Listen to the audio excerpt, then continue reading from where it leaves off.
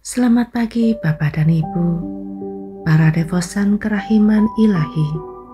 Bacaan hari ini dari buku harian Santa Faustina nomor 565 sampai dengan 567. Tobat dan mati raga. Mati raga batin menduduki tempat pertama. Tetapi di samping ini, kita harus mengamalkan juga mati raga lahir yang ditentukan secara ketat sehingga semua orang dapat melaksanakannya.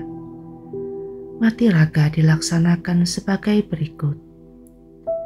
Pada 3 hari dalam setiap pekan, yakni Rabu, Jumat, dan Sabtu, akan dilaksanakan puasa yang ketat. Setiap Jumat, semua suster masing-masing di kamarnya sendiri akan mencambuk diri sambil mendaraskan secara lengkap Mazmur 51, dan semua harus melaksanakan pada saat yang sama, yakni pukul 3. Mati raga ini akan dipersembahkan untuk orang-orang berdosa yang menghadapi ajal. Dalam kedua puasa agung, hari-hari doa, dan vigili, makanan terdiri atas sepotong roti dan sedikit air sekali sehari. Hendaknya setiap suster berusaha mematuhi mati raga yang ditentukan bagi semua suster ini. Tetapi kalau ada yang ingin melakukan sesuatu yang lebih, hendaknya ia minta izin kepada superior. Satu lagi mati raga umum, tidak seorang suster pun diperbolehkan masuk kamar suster lain tanpa izin khusus dari superior. Tetapi superior hendaknya kadang-kadang masuk secara tidak terduga ke kamar para suster, bukan untuk memata-matai, tetapi dalam semangat kasih dan tanggung jawab yang ia emban di hadapan Allah. Tidak seorang suster pun boleh mengunci pintu atau lemari. Peraturan hendaknya menjadi kunci umum untuk semua. Pada suatu hari, sesudah komuni kudus, tiba-tiba aku melihat bayi Yesus berdiri dekat tempat aku berlutut dan memeganginya dengan kedua tangannya yang mungil. Meskipun dia itu seorang anak kecil, jiwaku dipenuhi dengan pesona dan ketakutan, karena dalam dia aku melihat Hakimku, Tuhanku, dan Penciptaku, dan di hadapan kekudusannya para malaikat pun gemetar.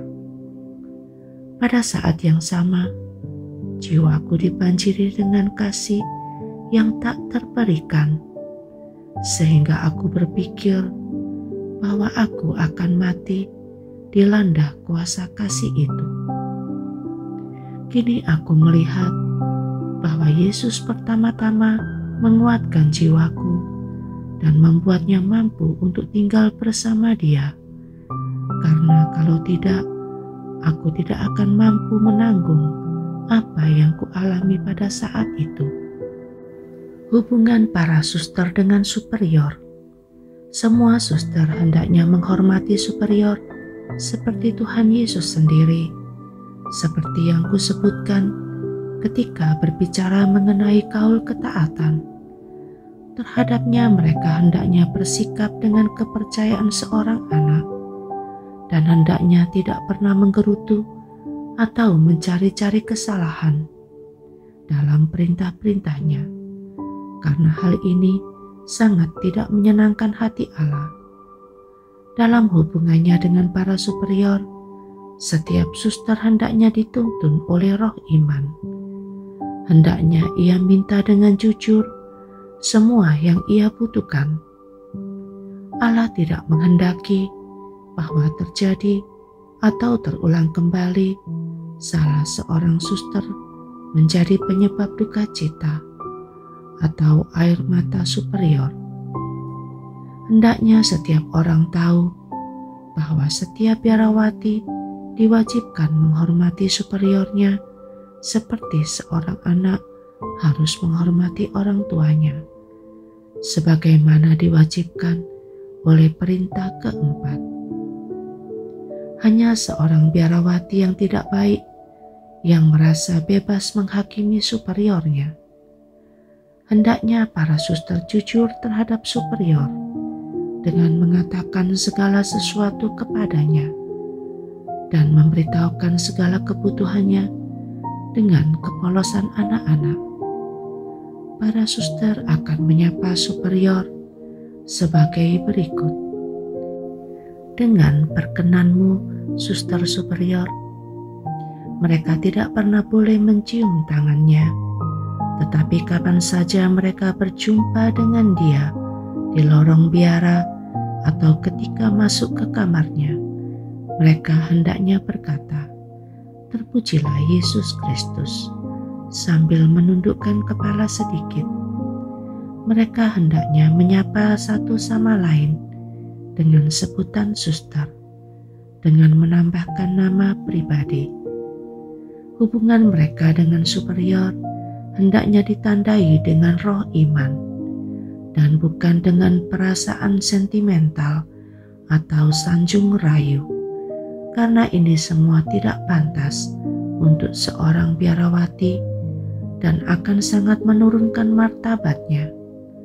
Seorang biarawati hendaknya leluasa seperti seorang ratu, dan ia hanya dapat bersikap demikian kalau ia hidup dalam semangat iman. Hendaknya kita patuh dan hormat kepada superior, bukan karena ia itu baik, suci atau bijaksana, tetapi hanya karena ia menjadi wakil Allah. Dan dengan mematuhi dia, kita mematuhi Allah sendiri. Yesus, Engkau andalanku.